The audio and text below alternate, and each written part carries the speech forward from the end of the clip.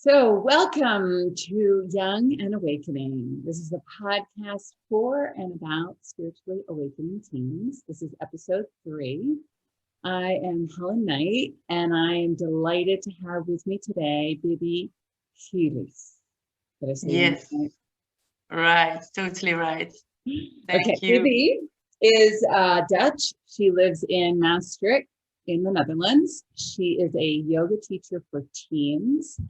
She works in collaboration with psychologists who refer their young clients to do yoga with her. And in Bibi's words, when I read her website, this is what I love. She said, through the yoga that we do together, the children feel that they can just be who they are. Well, it's Yes, better than that. So I'm excited to learn more. So welcome. yes. Thank you. Thank you for having me here. Yeah. So my first question for you is, can you share with us a bit about how you came to do this work that you're doing with children and teens and yoga? The children, teens, and yoga. Well, when I was young, I actually worked a lot as a nanny, and I got my graduation as well as a teaching assistant. But after this, I started working in a totally different field, like in fashion. And it was always with a lot of stress and targets. And then I became sick 7 years ago from stress, actually, and I got Crohn's disease. So, and then my doctor gave me the advice to go on yoga and start meditation. So I did. But it took me like a long time. It took me like 2 or 3 years before that I could feel what yoga did to me.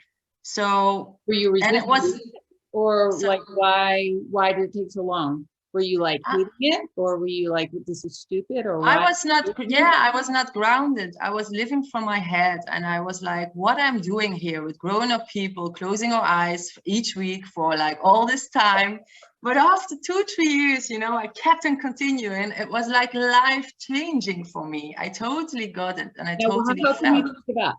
How come you didn't say, I mean, that's a long time.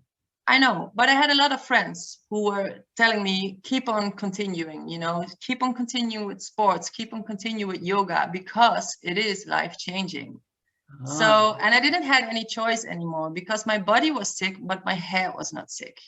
So I had not a lot of energy in my body, but at the end, it all worked out because it has all to do with balance. Mm-hmm. Yes. Balance. So, yeah, the balance between the inner side of yourself and the world outside of yourself. Like, I never was in balance, actually. I was only living for the outside and not for the inside. Yeah, and the head, exactly. Yeah.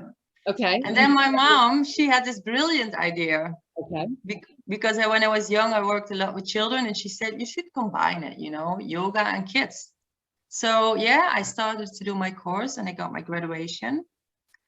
And I noticed when I started to give the yoga to young children, the young ones, they were really wobbly. What age? What age are we talking? Sorry? What age are we talking? Between 4 and 9, actually. Okay. So, they were all really wobbly. And I noticed the teens that I got, they were way more value to me. Because there was a different connection. It was easier for me to connect with the teens, and it was as well more naturally. Okay. Yeah. Of the maturity, right? I mean, a 4-year-old's going to be standing on their heads and running around the room. Yes. Is the maturity that you just connected more with the teens? Yes, and it's a different energy. Yeah. Like the young ones, you need to run up behind, and the teens, you can have a good conversation. And I think as well, I have a certain feeling that I can give the teens, that they feel confident with me. So they talk really easy, actually, with me in my lessons with the yoga, because it's not so strict as they go to psychologists, but it's like in a nice, lovely atmosphere. And is it just one, or are you doing a class with a group? I'm doing class, yes. Yes. I'm doing class right now. I have like 6 right now, between 12 and 16. or 15. And then right now I have 2 new girls, 16 and 17 years old. Okay. Yes. That's different classes? Yes. So difference between a 12-year-old, yeah, definitely. 19. Yeah, definitely. So that's why I always do a little conversation first before we start to put them in a group or in a class, because I need to know where they are, you know, which level, because one child of 15 is not the other one from 15. Right. So some are a bit younger, so I put them in a younger group. They feel more confident, and other ones, 15, they're already really grown up. Yeah. And then I have this special little young adult group. I call it as well, young adult group. Like, and I really feel like, yes, I'm a young adult. Like, yeah. Do they? I bet they respond well to that. Yeah, they respond really well. And you also discuss different kinds of things, you know, like when there's 15, 16, they have boyfriends or girlfriends, you know, and when they between 12 and 15, they're sometimes just afraid to go to school because it's too busy or too crowded. So there are different problems, different things. Yeah, definitely. And how do you address those issues, social anxiety, dating issues, body image, through yoga? I'm fascinated. Well, I'm a really open person myself. So I talk with the children a lot of my own life experience. But of course, I translate not all the exact words like the grown up people do. I find other words, or I cheat a little bit with words, but I'm always really, really, really honest. And because I am that honest, they in 4 or 5 times they tell me everything, you know. And the yoga is actually something extra I can give them as well. Like, it's again to find the balance in life. You need to find the balance in your own body. What can you do? And what is too much for you? And it's all like softly and really, yeah, peaceful actually, that they are who they are for me in my yoga room. It's, yeah, I see them. And that's, I think, in combination with the yoga and meditation, and also the breathing, the breath work, of course, it's really important. You do all that. You do meditation, breath work, and yoga in your session. Yeah, in one lesson. Yeah, it's 1.5 hour lesson. Yes. Once a week. Yes, and sometimes we do as well creativity activities. So drawing, for example, before they have exams, how do you say it in English? Yeah.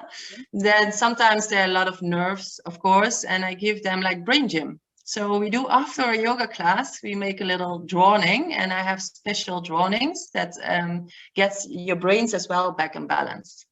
And they get as well way more easier, like they have not that anxious anymore. Have you had feedback from the kids? Like, do they come in and say, oh my gosh, Bibi, that yoga class last week helped me, you know, with my relationship, or not to be stressed around work, the exam, or I'm getting along better with my parents? What kind of feedback do you get from them? Yes, it's not after one lesson. It's most of the times after 4 until 6 lessons. I can see in the eyes, because of the breath work, like, wow, they're grounding right now. And I have all those little type of, I don't know, I make those little how do you call it? Wristband? Yeah, wristbands, and I make them myself. So if I notice after a few lessons, like he needs a bit more support, I make them myself for this guy or this girl. And then if they are stressed out in class before the exams, I always tell them, go to the toilet, just ask, you know, and they go to the toilet and they go do a breath work. So, and then come back in class and they sit way more relaxed before they start the exam. And I have heard that one already like a few times, like, Bibi, I was allowed to go to the toilet for my teacher, but I did, because she noticed like there was something. And now it went really well, you know, like, yeah. These are all the little things in life, like, yeah. And I'm curious, in the yoga, like, do they come willingly, or do they come kind of like you were, like, what is this yoga stuff? The most of them come really willingly, yeah. And some, they are a bit like, okay, I need to have a look first. But because I always do a little conversation before somebody jumps in my class, the ice is broken. I don't know. How do you say that in English as Yeah, well? Yeah, yeah, yeah. So that's a really good one, you know, just to see them like half an hour, a normal appointment conversation before we really start. yeah, Yeah. yeah. Ah, beautiful, beautiful. Yeah. Okay. So I think you've answered the question, why teens over adults? Do you do anything with adults or do you prefer the teens? I prefer the teens, definitely. And that's because I think adults, they do in life whatever they do, and they are hard to convince sometimes. Like they are longer maybe in their head, like a lot of adults around me. While the teens, they're still able to bend in the way of living. And in youth services, there is a big shortage of good people who can help the teens. So I felt that was more my mission, actually. Yeah. Yeah. Yeah, you said to me in another conversation something like, I think the psychologist that you work with the teens said something, if you can find one adult who's willing to listen to a teen, you've got a Yeah. winner, or something like that. Is that, am I? Yeah.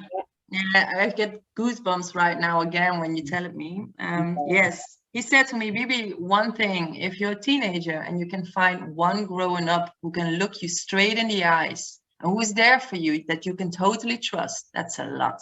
Yeah. And then I was like, wow, that's really true. Like, because a lot of parents, they're really busy, and they come in my class and I just look them in the eyes and I always ask them, how are you? How was your week? You know, like, and they're always really able to tell as well, yeah, how their week was and what they feel actually and what happened to them.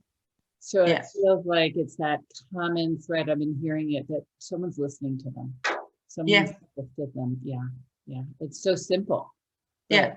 It seems to be being missed in today's society. Yeah. Well, thank you for being one of those. Yeah. And as well, I need to say, I prefer to be with younger people instead of adults myself. And that sounds maybe a bit crazy, but they're more pure for me. They're more pure. Yeah. More pure. Yeah. They're more pure and more themselves still, instead of like some grown ups are difficult. So I have a question for you. The new kids that are coming in into the world are often have more gifts, they're unique. They come in with things that maybe aren't understood in our current society. Do you see any of those kids? I mean, me as a healer, I see it coming through the awakening process of some of these younger ones. Wow, right? They're old souls just coming back, right? So is there anything that you're noticing and that maybe the yoga and the meditation, the breath work activates with them, or? I think you mean because we have talked before about this a tiny bit as well. I have one guy, he can see things, like he sees shadows and stuff. And my brother had it as well. My brother and me, I'm 42, my brother is 31, so there is 11 years difference. But we have great parents and they raised us up very well. And my mom always felt that there was something with my brother.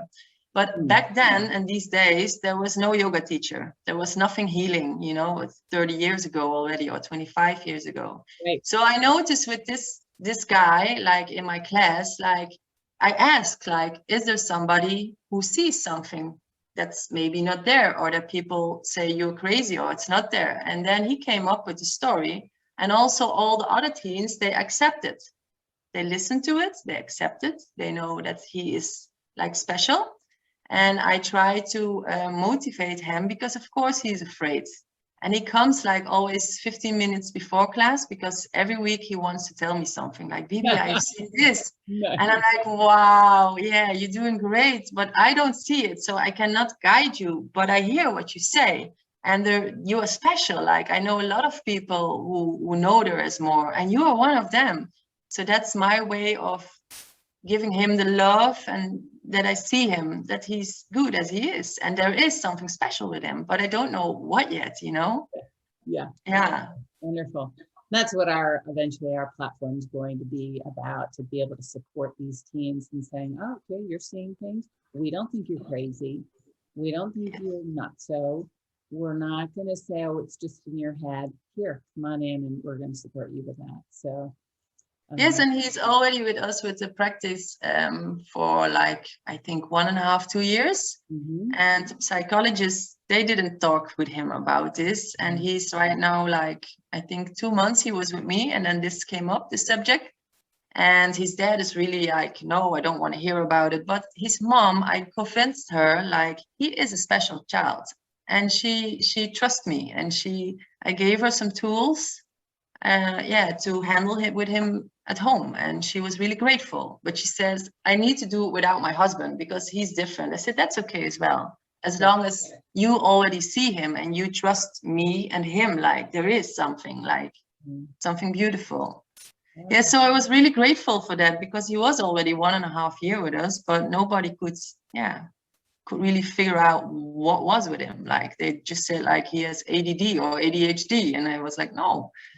And he got this medication for it, and I said, no, stop, you know, like, why?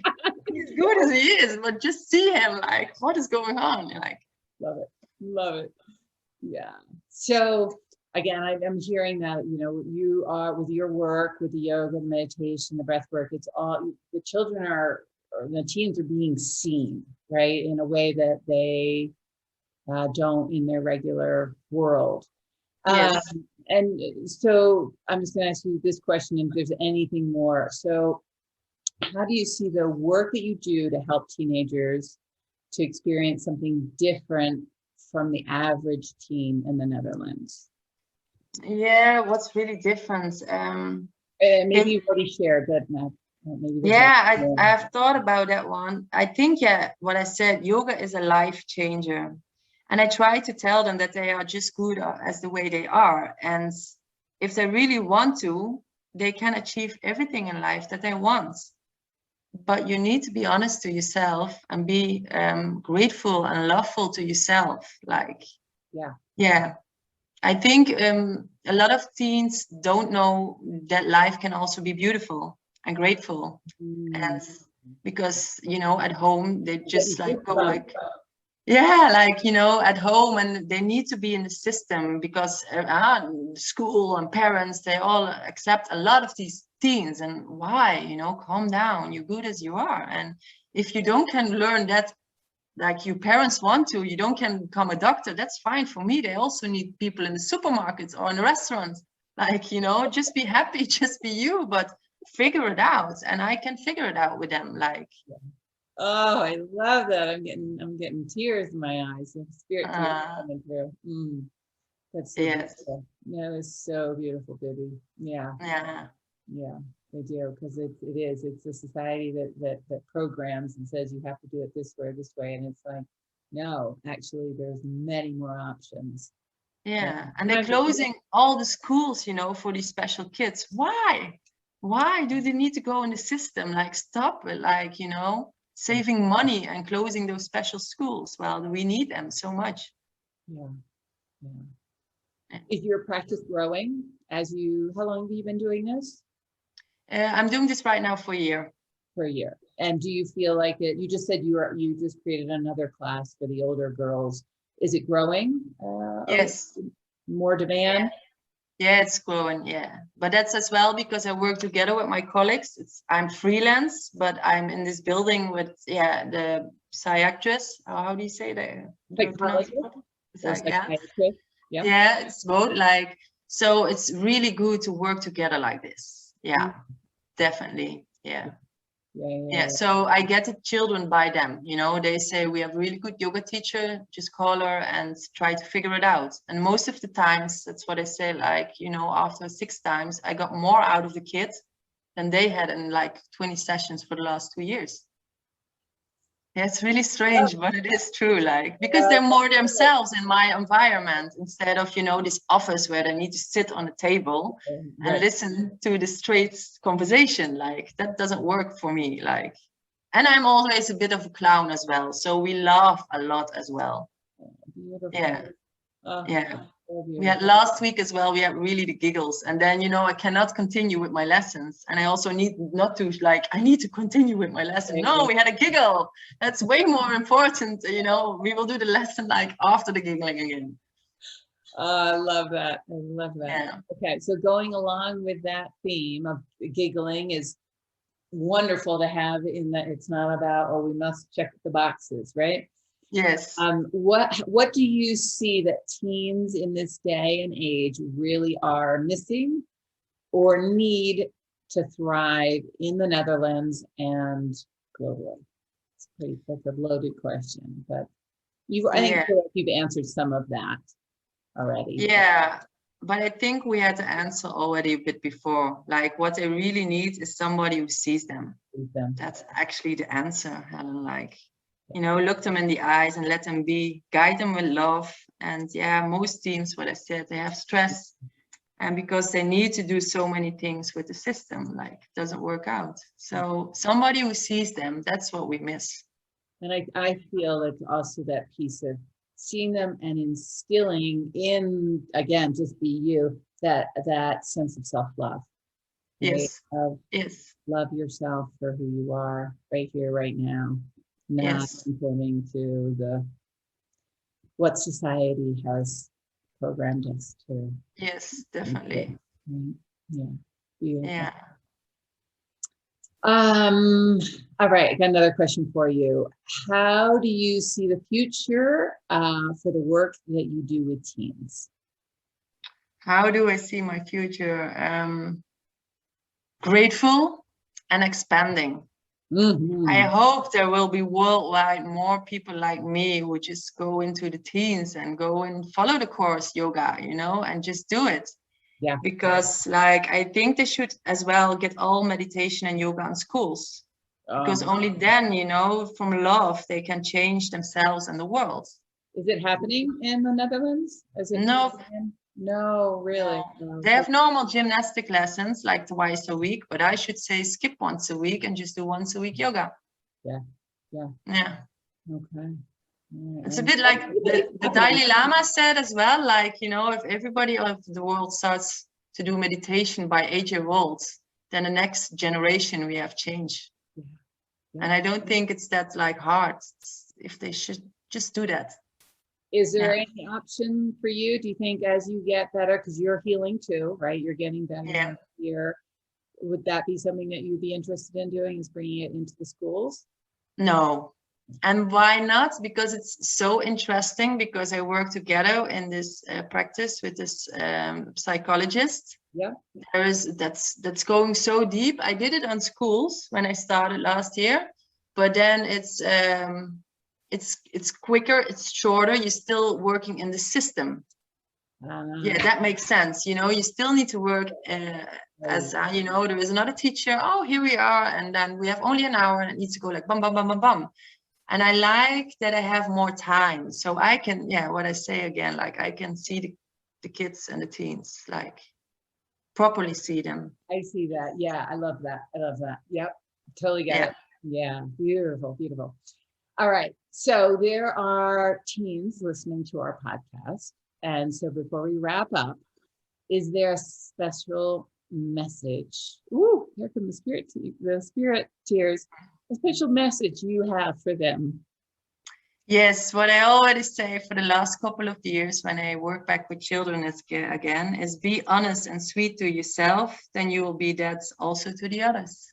Namaste. Oh, beautiful. Be honest and sweet with yourself. I say it always in Dutch, you know, so this is the one in English, yes. I love that. And we adults listening can take that on as well, right? Yeah, definitely, you know. But it's not like, it's not a normal thing in life. You need first to you know, to see what it does. Yeah, definitely. Yeah, beautiful.